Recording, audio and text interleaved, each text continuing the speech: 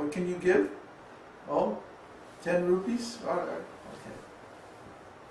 See, they're not concerned because they're not getting their support from the people.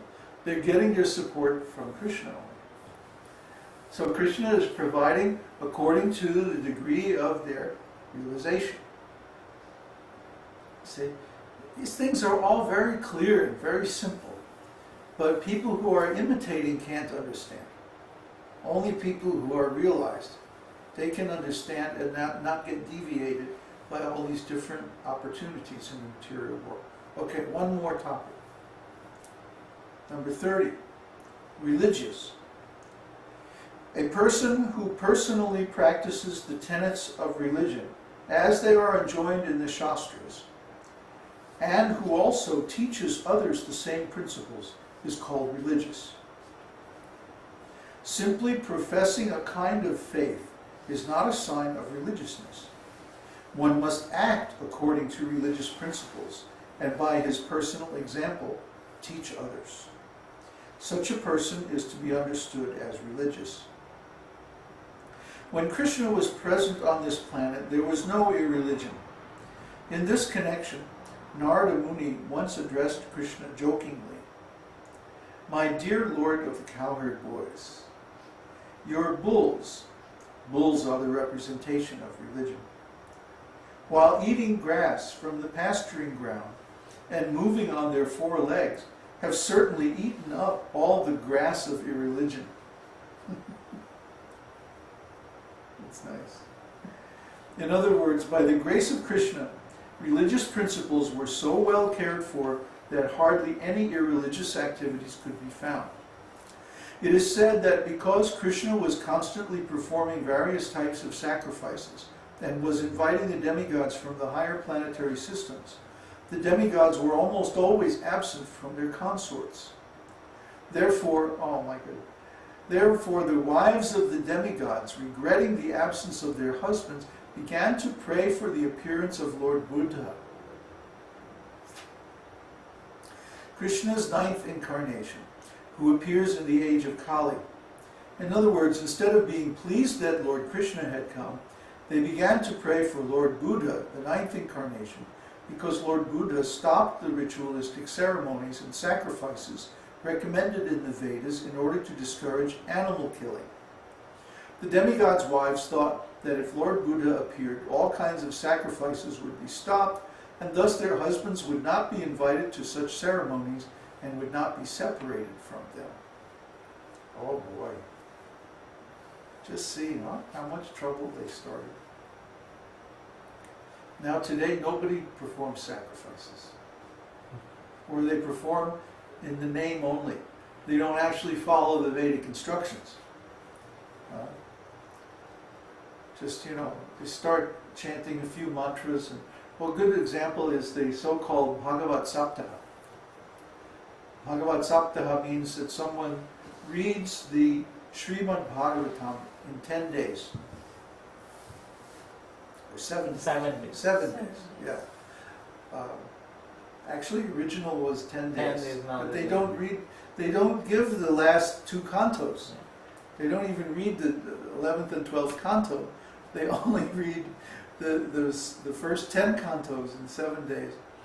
And then, of course, many of the rascals, they jump directly to the 10th canto without going through all the other 9 cantos.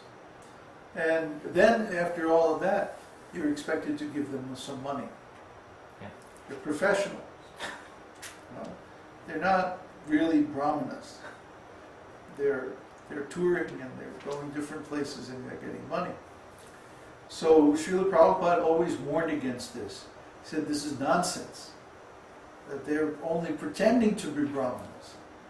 They're not really brahmanas because real brahmana only accepts donation. He never agrees to a fee. Oh, we'll come and read and then you have to pay this much and cover our expenses. And Prabhupada didn't do that either. When he was preaching in India, his organization bore all the costs. Now, if somebody wanted to come and donate, that's very nice. But ISKCON would rent the pandal, and the cost of the prasadam and everything was borne by ISKCON. Yeah. If someone locally wanted to also chip in, well, that's very nice. But it's not required. We weren't doing it for business, we were doing to educate the people. You see? That's the principle. But the thing that we find is that if you do like that, Krishna then provides everything. So, I mean, what's the problem? The problem is people don't trust Krishna. They think I have to take care of my business so that I can make a profit by my activities. See? They don't really know Krishna, they don't really trust Krishna, so they're relying on their own efforts. But this is the definition of what? Religiousness. No, irreligiousness. Irreligiousness. Yes, irreligious. Karma means to work according to the direction of the scriptures and build up punya, good results, right? But vikarma means to work against the principles of the scriptures on one's own account, and then you accrue more material results that you have to come back again and accept in the future. So there's karma, vikarma, akarma, which means acting without karmic result, and finally there's naishkarma. Naishkarma means working on the transcendental platform. So that you get all transcendental results. These are all described in Bhagavad-gītā.